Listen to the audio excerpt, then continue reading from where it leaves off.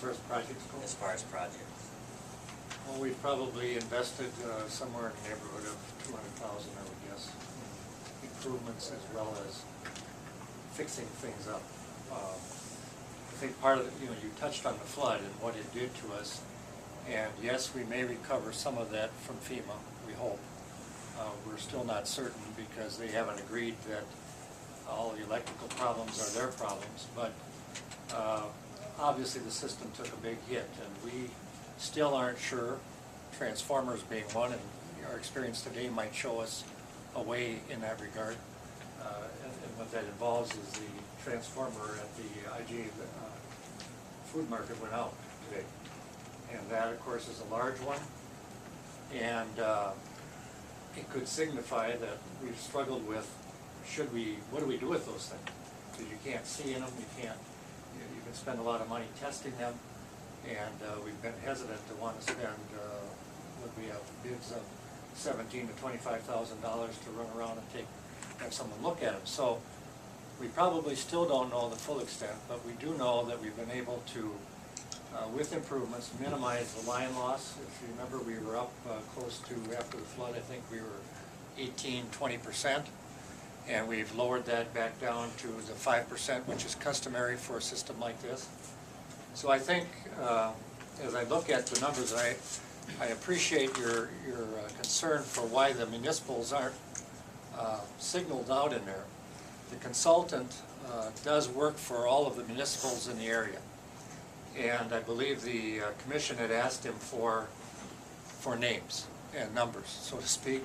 And the only names and numbers that the consultant feels comfortable are the ones that he can pull off of internet sites. So that's why you see specifics for the ones listed. The rest of them he lumps under municipal. And in the detailed report, I believe he listed 6 municipals that are comparable and the ones that we would probably compete against in terms of ourselves. So I think the commission looked at those and felt that they were rational. You raised another good point about, what was the last part you brought out? In reference to, I didn't read the whole report, so I didn't see any comparison on other municipals. Yep. They They were just listed as municipal 1, 2, and 3 without a name. So they gave us information but not specific town, although there's a town behind that number. And I think he did, all I know, he did sort of protect his confidentiality agreements he has with each. The commission is currently, I think, has worked very hard to, for example, is creating a project to try to put underground lineage in the downtown area, which hopefully if another disaster does strike will limit the amount of disruption we have in the downtown area. At the same time, they've authorized a grant to be written that hopefully would pay for most of that. If we're able to do that, that will cut the amount needed, I think, for the utility substantially.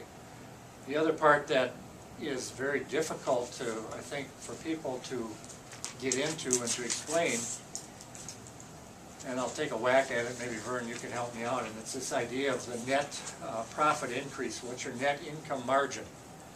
And the consultant would argue that if this were a private-owned utility, they would pay taxes to the community, substantial taxes. And so if you were doing that, you try to figure something called a payment in lieu of, because this utility is operating, but it's not supporting the business structure of the community with its taxes. And so what he's trying to get the utility here to understand is, and I'll just read down the net income percentages that the municipal governments in this area, the 6 of them that he works for besides Rushford, he has one at 3.8, one at 5.9, one at 7.2, 7.5, 7.9, and 12.5.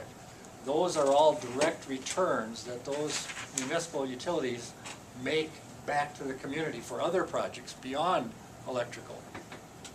So it'd be like paying the council the tax dollars and saying you use them for whatever projects you want to work on. In Rushford's case, this rate increase for the first time would put us at a 4.6% net income return margin. And I think the decision of the board, if I heard them right, was they were trying to bring themselves to a position of being responsible as a utility and responsible for their improvements, but also responsible to the community and to the council to provide something for the council to work with.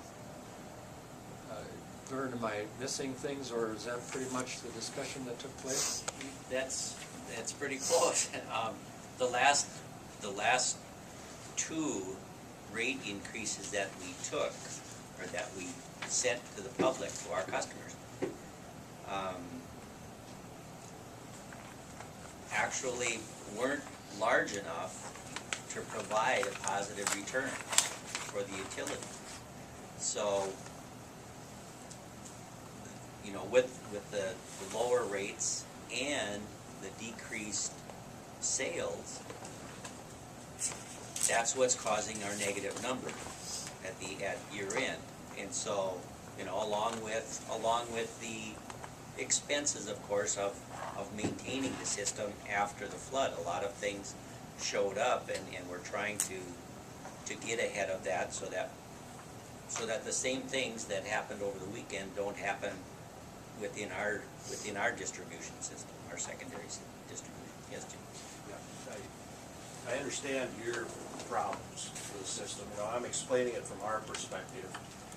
And, you know, you say in lieu of taxes, you have an enterprise fund that contributes. Well, let's look at it that way. This 10% or 9.8%, which will affect the store, we'll be paying over $5,000 more per year on that alone, in addition to the real estate, you know, taxes that we pay, which are substantial. And I think in reference to your point, Vern, about reduced numbers because of after the flood, people leaving or not returning to Rushford. If we continue, in reference to the letter that was read here tonight and other comments, if we continue on these fee increases and these increases in taxes, you're going to have fewer numbers. That's my point. It won't solve that problem. Mr. Mayor, and one other point that Mr. Hines touched on was, as the commission looked at the costs, I think, of the line items in the budget, and they did spend considerable time last meeting painstakingly going through each line item to see if there were areas that they could cut. So from the commission's point of view, I think they have done, as they say, their due diligence to make sure that there isn't fat that they've missed or something they could cut. And so they've tried to do the best, and at the end of that discussion, the decision was still not changed in terms of what they had initially thought at the prior meeting, that this increase was needed. And I don't know what more we can ask of them, but I believe they did spend the time and the energy doing that.